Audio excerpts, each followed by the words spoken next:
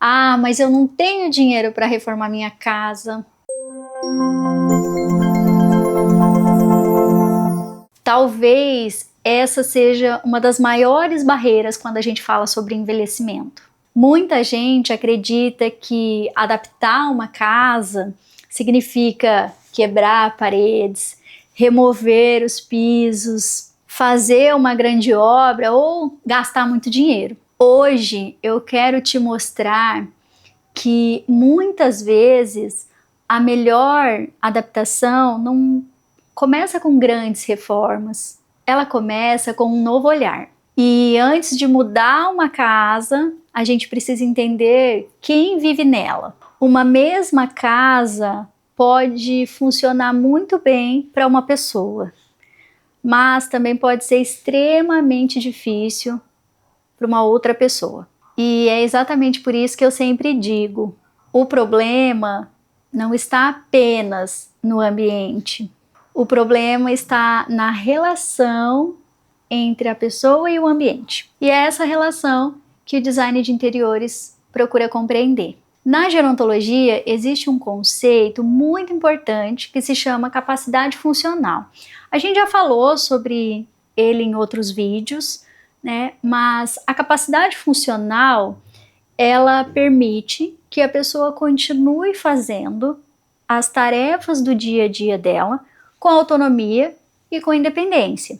E existe uma pergunta que eu gosto muito de fazer: a casa facilita essa capacidade ou obriga a pessoa a gastar muito mais energia do que ela realmente precisa? Porque o envelhecimento não significa que o corpo deixa de funcionar. Significa que muitas vezes ele precisa de estratégias diferentes para realizar as mesmas atividades. E é aqui que muita gente pensa primeiro na reforma. Mas na prática, as primeiras mudanças quase nunca envolvem quebra-quebra. Elas envolvem escolhas. E eu vou mostrar alguns exemplos aqui. Imagine uma cozinha.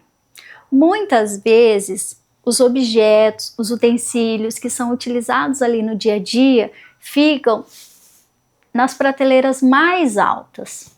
E para pegar um prato, para pegar um copo, a pessoa inclina o corpo, estica completamente os braços, fica na ponta dos pés. Às vezes, até sobe num banquinho, numa escada. E para pegar objetos e utensílios que ela utiliza todos os dias. Percebe? O problema não era o armário, era a organização. E uma adaptação simples, como reorganizar os objetos, os utensílios que são utilizados ali no dia a dia para a altura das mãos, já ajuda. Inclusive, colocar uma prateleira numa altura mais baixa, colocar os condimentos, os utensílios, os objetos, também já ajudam. Inclusive, pode até compor a decoração. Colocar alguns elementos ali para gerar uma harmonia. E facilita o uso de forma segura, de forma prática, de forma funcional e mantendo e preservando a parte física da pessoa, né, para que não ocorra nenhum risco. Então, são detalhes simples. A casa continua sendo exatamente a mesma, mas o esforço mudou completamente. Agora, vamos para a sala. Existem poltronas extremamente bonitas, mas extremamente baixas. Quando a pessoa se senta, levantar exige um maior esforço físico da musculatura das pernas. E nós já entendemos, quando falamos sobre o sistema muscular e a sarcopenia, que essa força pode ir diminuindo ao longo do envelhecimento. Então, será que essa solução em relação à poltrona seria mudar toda a sala? Às vezes, basta escolher uma poltrona com altura adequada, braços firmes para apoio, ou até mesmo reorganizar todo o mobiliário para facilitar a circulação daquele ambiente. Pequenas mudanças, grande impacto. Agora vamos para o quarto. Muita gente acredita que retirar todos os objetos, os mobiliários soltos, é a melhor opção. Mas um quarto vazio também pode perder a funcionalidade. E sabe por quê? Porque não gera identificação. Segurança é importante, mas pertencimento também é. Às vezes, alterar a cor da barra de apoio já muda a estética hospitalar daquele ambiente.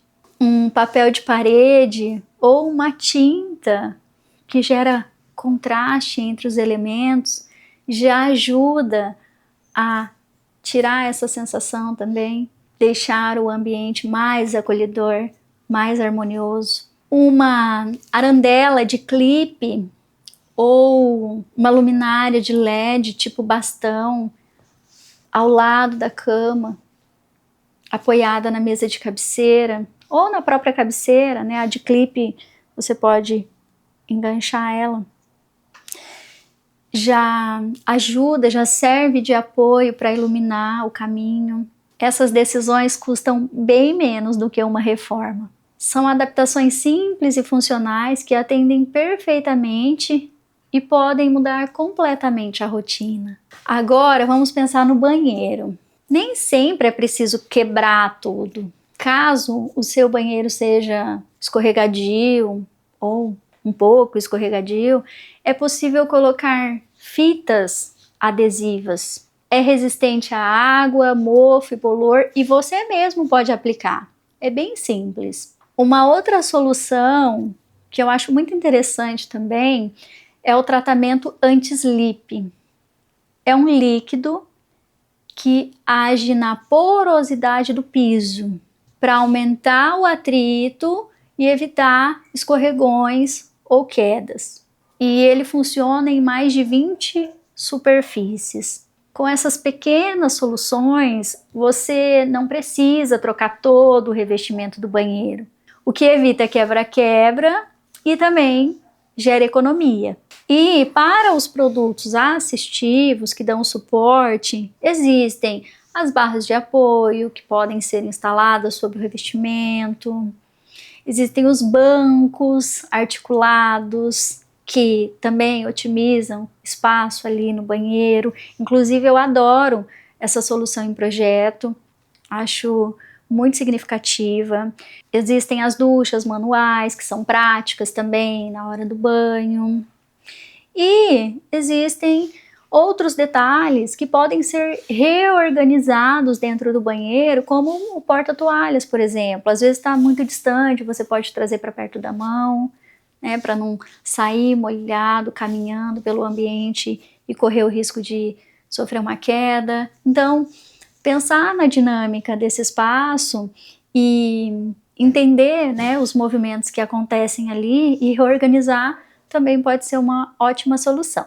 E além dessas mudanças e adaptações que eu sugeri aqui, tem uma delas que para mim eu acho a mais importante e significativa.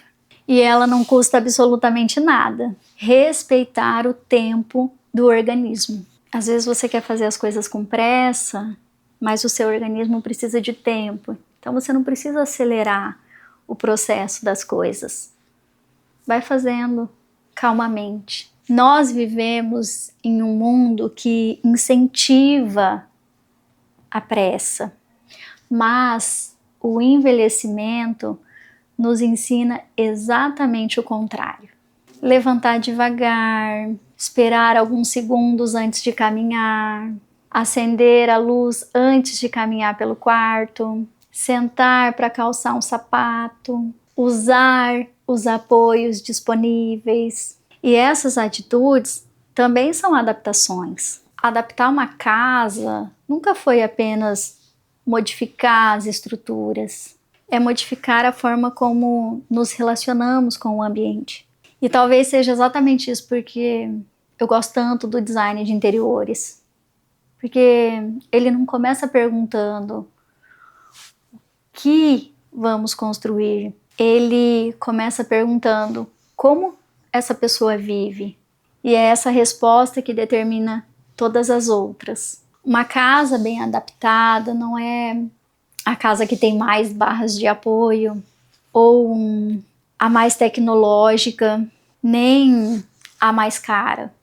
É aquela que se adapta à realidade da pessoa que vive nela, sem perder identidade, sem perder memória, sem perder acolhimento. Porque adaptar uma casa nunca foi sobre construir um lugar novo. É sobre permitir que uma pessoa continue vivendo com segurança, com autonomia, no lugar onde a sua história já acontece. E talvez seja essa a maior transformação que o design pode oferecer. Não mudar apenas os ambientes, mas preservar a vida que existe dentro dele. É isso. Fica a reflexão.